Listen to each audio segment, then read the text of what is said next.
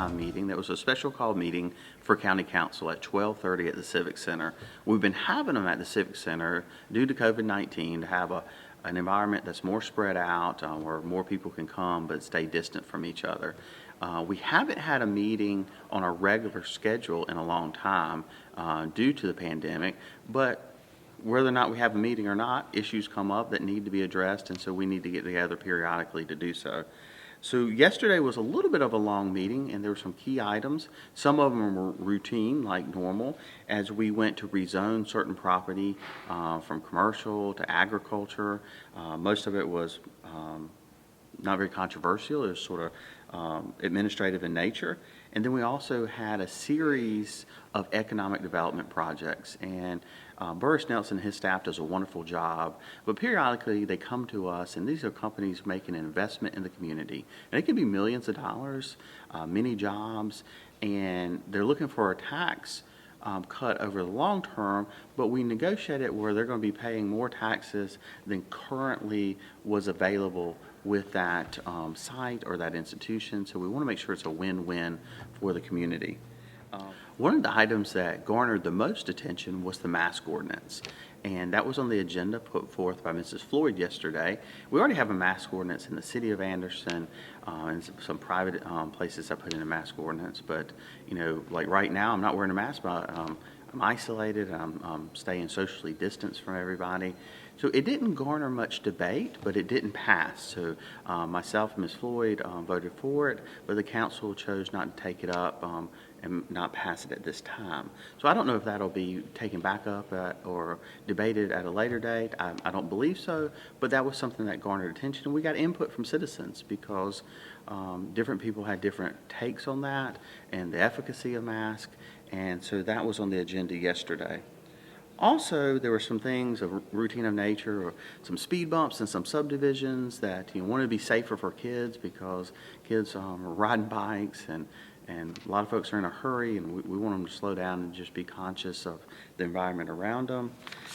And then we went into a couple of recaps from committee meetings. And so, like always, council will break up periodically and have committees, and it may be Public Works Committee, Public Safety Committee, and that's where we get into some real meat of the issues and some details, and then bring back guidance to council. Well, yesterday the Public Works Committee came back with some bids for the landfill, and they also were talking about a new initiative to take minimum sized lots in unzoned parts of the county. So in unzoned parts of the county, a lot can be like 8,000 square feet. Well, they're talking about wanting to make that 16,000 square feet because stormwater and how water runs off is a growing issue in the county, and also the speed of development.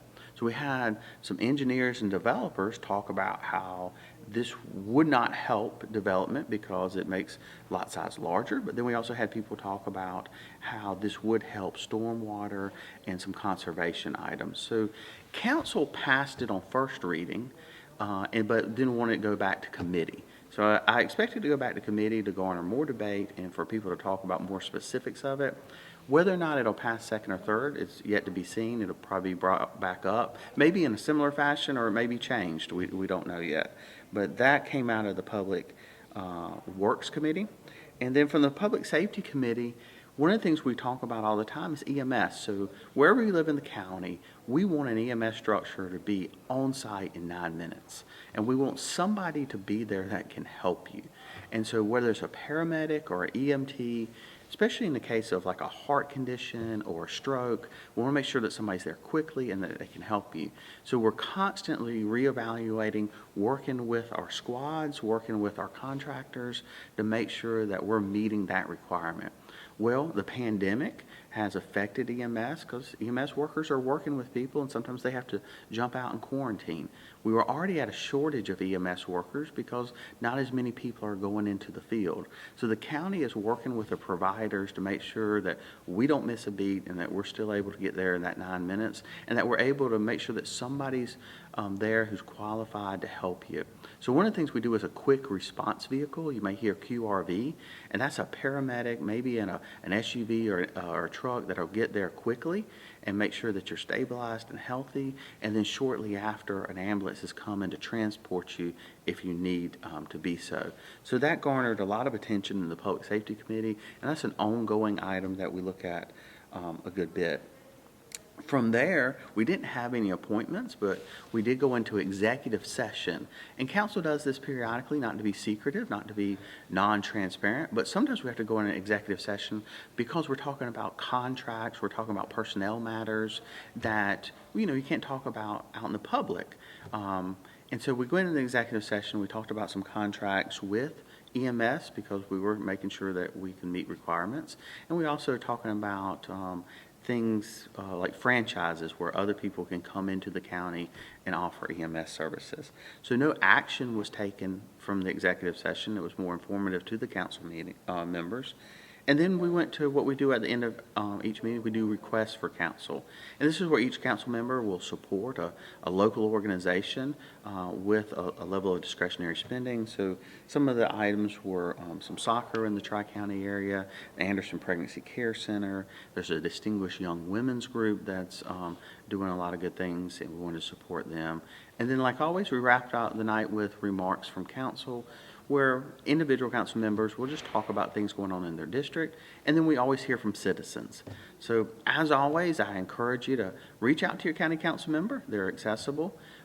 Also, if you can attend, and I know it's difficult midday sometimes, but once we get back on our regular schedule, we're going to be at night. If you can attend, please do so. You'll always be given the opportunity to speak on an issue and let your views be known, because council wants to represent you, and to do that, we need to interact with you. So that wrapped up the meeting. We haven't scheduled the next meeting yet because we're not on our regular schedule due to the state of emergency, but I expect that we'll have another meeting in September in which we'll put it out for public notice and make sure people are aware ahead of time.